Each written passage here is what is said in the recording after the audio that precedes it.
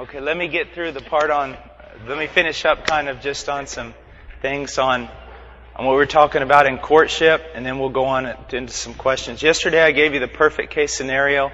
If both the man and the woman, their parents, were extremely godly and aware of these things. In most cases, parents really just drop the ball on this and don't involve themselves at all in these types of things. Again, I would recommend a book, Her Hand in Marriage. I think it's by either Douglas or Nancy Wilson. Her Hand in Marriage is a wonderful book that describes some of these things that I've been talking to you about. But let's look at some less than perfect case scenarios. Let's say that the young man has gone off to college and he's a gazillion miles away from his parents, and the young girl is also at college, a gazillion miles away from her parents and the authority of her father. And so what then? Well, it's a predicament, a great predicament, that and someone could argue for and against many things that are involved with someone going away to college. But I think that in that case, what ought to be done is this. Once you move away from home as a Christian, you will become involved in a biblical fellowship somewhere, in that place where you are living. If you're not, you're in disobedience. And if you continue in that, it's evidence that probably you've never come to know Christ. A genuine work of salvation's never been done in your heart. But if you're a genuine Christian and you leave home, you're going to find another fellowship.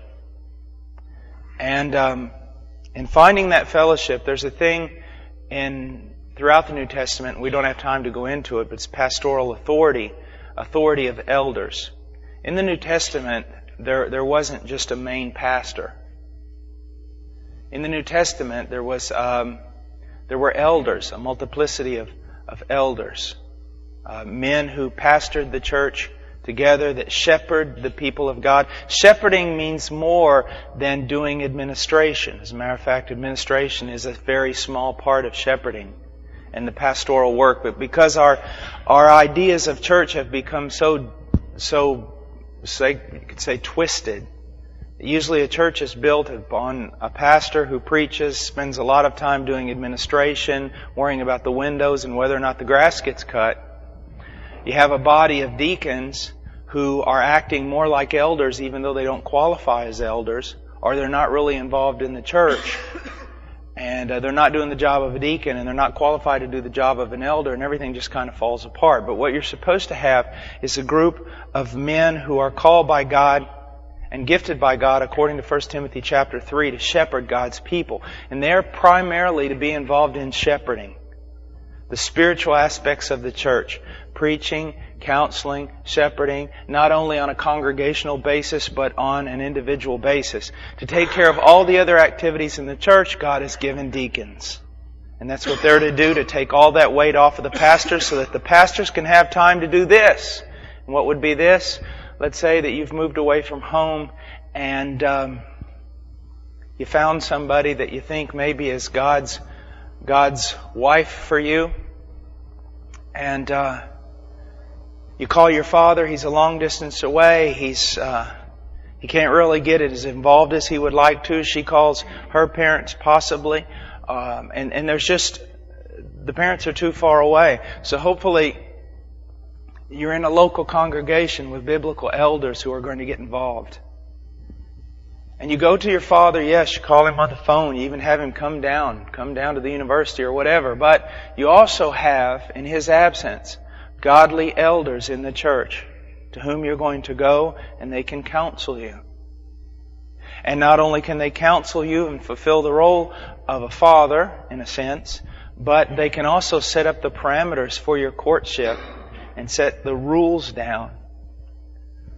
Primarily the main rule, which is you shall never be alone with that girl until the day you marry her. And so you're allowed to get together, you're allowed to do things, but never to be concealed alone so that you might fall. And that's in a less than perfect situation. Now, let me just go back with a short review, because possibly there's some of you here who weren't here in the other days and you're wondering, what on earth is this man talking about? Fact of the matter is, the Bible teaches that we are to flee immorality. It is not a case, and we are to flee youthful lust. It is not a case of whether or not you can be spiritual enough to date a girl a long time without falling. The Bible says simply you can't. The Bible says we are to flee youthful lust, and that recreational dating is totally unbiblical. It is totally wrong. The only reason you begin to think of someone of the opposite sex is because you have intentions of marrying them. And you don't even think about someone of the opposite sex until you fulfill the requirements of biblical manhood or biblical womanhood. In the case of the young man, it is this: can you spiritually lead a woman? Can you protect a woman, have the integrity and strength of character to do so, and can you economically take care of her? In other words, if Dad's paying your car insurance, forget about even looking at a girl. It's reaching manhood before you begin to do the things that only men are supposed to do. And then if all that has been fulfilled and you do see someone, you begin to pray about them and you think they might be the person, that it is not your right as a young man to go to that girl and ask her out on a date. No more, and even less than it is for you to just come into my driveway and take my car. That girl is under the authority of her father. And if you're going to honor her father, you're going to speak to him first and get permission from him. And if he grants that permission, then parameters have to be set up in your courtship to keep you from falling, to keep you from entering into sexual and emotional activity that will cause you to be bound together in a way that you should not be bound. And this is all for your protection. Now, I heard a man say something a while back, and it was very, very interesting. The way he said it was very, very funny. He was talking about setting parameters for his son and helping him through this period and everything. And someone asked him, said, "Well, don't you trust your son?" And the father goes, "Well, no, I don't trust my son. My son knows I don't trust him." She said, "Well, what kind of relationship was that?" He goes, "I don't trust me, and my son knows that."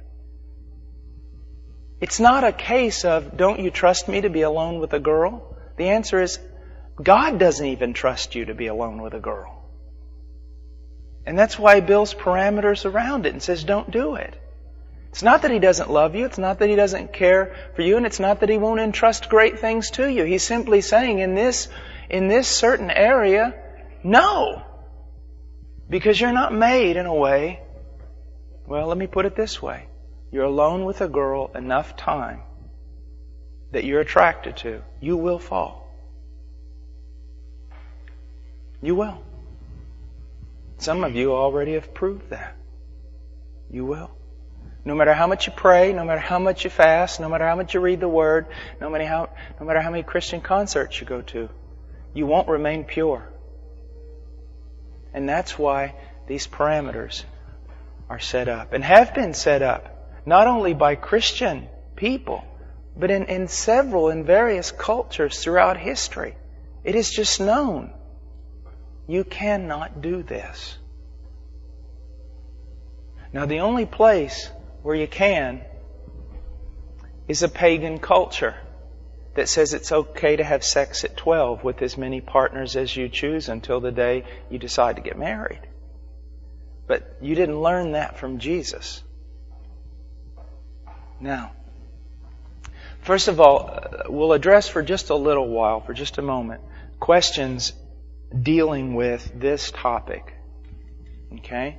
Dealing with this topic. Okay, does anyone have a question or comment? Yes? I think it's either Douglas or Nancy Wilson. You can get the book from Vision Form. I think it's Vision Form. Is it Vision Form or Veritas? Veritas. You can get it from Veritas Press. Veritas.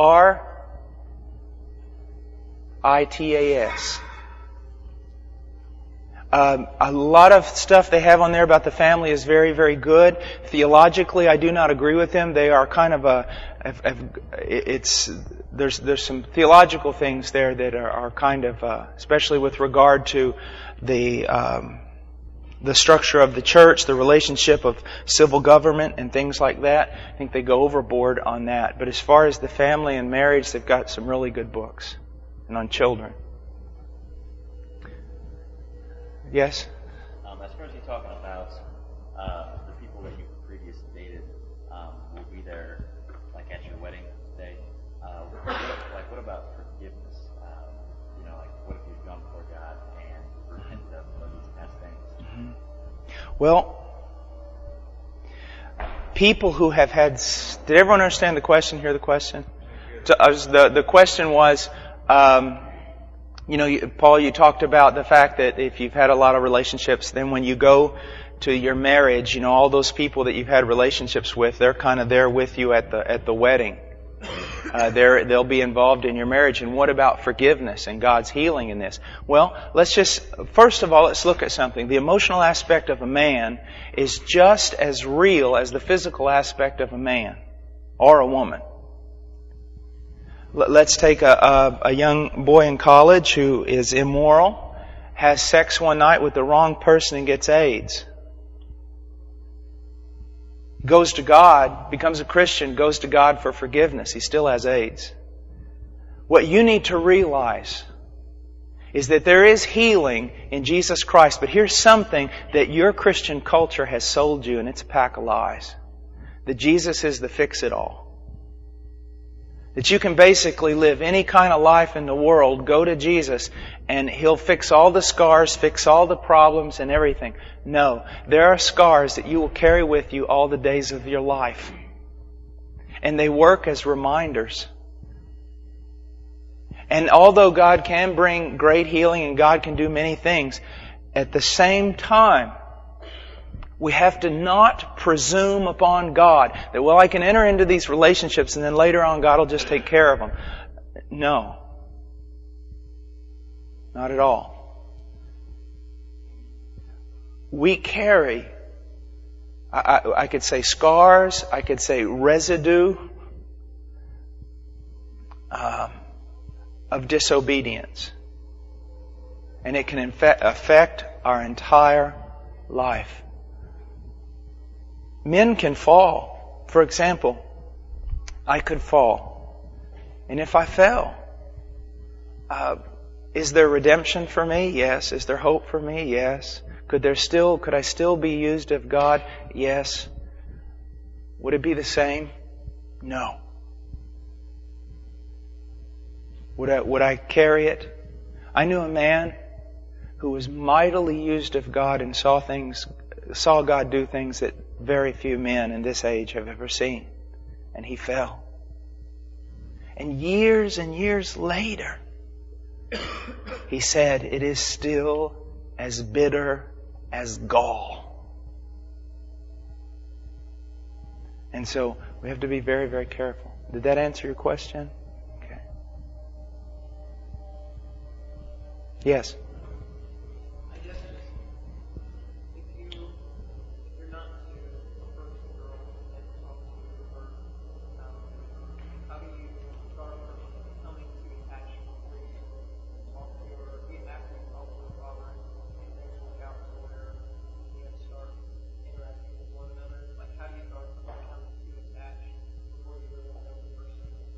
Okay, that's a great question. He asked me that last night, and I says, "Man, ask me again today so that we can talk about that." Here's the problem. Okay, if I'm not supposed to approach this girl, at all, then how am I supposed to figure out whether she is even a girl that I'm supposed to be praying about? And if I do get a little close to her to see, how can I be sure that I don't get so close to her that I do create an attachment with her and it begins to cause problems? Well, first of all, one of the things that you need to see is you don't need to be into a intimate relationship with someone to know that person. Because what you're looking at, if you are a Christian, what you're looking at is virtue and character. For example, guys, let me tell you something. Girls, let me just fill you in on something, okay? If you're around a guy who smells bad, doesn't shave much, looks ratty all the time, and everything else, after you marry him, do you think it's going to get better? It's going to get 1,000 times worse. Okay? Because he's looking his best now. I mean, he's trying to catch you. When he's got you, it's over. That's a tendency in everyone. Alright, so what you need to realize is that if young man, if there's a girl over there, and you begin to just pray and watch her life and pray, you're going to get a better picture than if you were to draw near and say you're interested. Why? You're going to see her as she is. She's not going to portray anything before you. There's not going to be any falsehood, any fake. She doesn't know. She's just going to be who she is. It's like, when a girl, you see a guy that you really think's nice, but one day you get up late for a test and you run out, outside of your dorm, and you look like Godzilla in a dress, and you got flip-flops on, and your hair's going like Medusa, and who do you run into? That guy. And you just want to crawl into a hole. Alright, well guys, it's good to see her like that. And if you don't draw near, you'll have a chance of studying and looking at her character. The way she deals with other people. The way she walks, as far as her Christian life. Now, at the same time, guys, this is very important. Guys will get into a relationship with a girl. And after they get in that relationship with a girl, they realize this is not where I want to be. And you know what they'll do? Instead of being man about it and saying, I made a mistake, they'll blame it on God. They'll go, I really like you, but I've just been praying and God's telling me this is not His will. What they do is they blame it on God. Don't do that. Don't do that. You made a mistake. Say you made a mistake. Ask for forgiveness. Now, another thing, guys, that you got to be very careful about is this. A girl, she's not going to listen to what you say. She's going to listen. She's going to look at what you do. For example, I have known guys that, they have this girl who's just their friend. I mean, their bud, and they're always just going around and everything, and it's just their bud, and the guy tells her all the time, now, we just study together and stuff. Now, there's nothing romantic. I'm not interested. This is not going anywhere. We're just friends. And the girl says, of course not, of course not. But what you've got to realize something, even though you're telling her all the time that this is just, this is just friends, this is just this, and you're not interested in marriage, and you're not interested in all this stuff, but you keep coming back to her door. You keep calling her. She is not going to listen to what you're saying. She is going to respond to what you're doing, and you're leading her astray even though you think you're telling her the truth. See, these are other things that get avoided when you do things the right way. The right way. Now, a guy asked me, he said, well, how can I know that? And I said, well, look, if you walk by her and she throws up on your shoes, that's a pretty good clue. This is not the girl. She's not that interested in you. But the idea is, you don't have to draw that close to her. You watch her. You pray about her. You know the testimony. Everyone has a testimony. You hear people talking. You can see her godliness, because you have to be very, very careful. Girls, you have to be very, very careful. If you're a godly girl and somehow it gets out that you're interested in a guy and he thinks that you're really beautiful, he'll jump through hoops for a beautiful girl. He'll change the way, superficially, he'll seem to change his character, he'll change his way of life and absolutely everything else until he has you. And I want to tell you something, parents sometimes are just, I use this word when I teach parents, you're just so dumb. Just so naive. Look at what I hear. I hear this all the time. Okay, this girl starts going out with a guy, and he's not a Christian. And so her parents put a lot of pressure on her, and Maybe people in the church put pressure on her, and finally she goes to him and goes, look, I can't be with you anymore because you're not a Christian and everything, and it's just not right, it shouldn't be unequally yoked. Man, inside of a week, this guy gets converted. I've seen it happen 1,000,000 times. He gets converted. And then everybody goes, okay, it's all right now. That evangelicals could have such lack of discernment is beyond me. It just tells me that a bunch of us are lost. It's not okay right now. Maybe it'll be okay after a couple of years of him walking with God and growing to be a man of God. Okay? Okay, another question? Yes.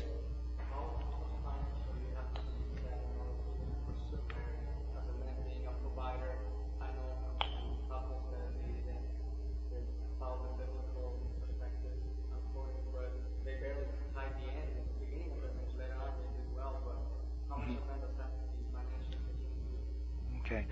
Great question. One of the things I said is that a man needs to be able to economically care for his wife and his family. Okay, now, here's something. Because of the way our society is set up, in which, you go to high school, they cram, in high school, they cram, into 4 years, they cram about a year of learning. You go to college, it's basically the same thing. Fluff, it just keeps you going. So that you can't even think about functioning as a man, even though you have the character of a man, you can't even hardly even think about it until you're 24. And that's a problem with our culture. But here's one of the things that I think that we need to look at. For example, I know a couple right now, and they're both in college. They got another year and a half. They're going to get married. Man, it's pretty slim. And they're courting right now. And I mean, his parents do help him some in his schooling and things like that. And yet it's okay what they're doing. I think it's right in the center of God's will. Why? Because this young man and this young woman have shown, they have demonstrated in the context that they're in, their maturity. Now, the fact that their parents want to help them a little bit, and they need that help, and it allows the young man to study more so he can get out quicker and things like that, that's okay. Because they've already, in the totality of their life, they have shown maturity, and they have shown that they are headed in the right direction. Without a doubt, they're headed in the right direction. You see what I'm saying? And the guy has assumed the responsibility. He works hard and everything else. The fact of the matter is, it's just difficult. But I mean, when you look at him, you see, man, this is a man. You look at her, this is a virtuous woman. So that's what you're looking for.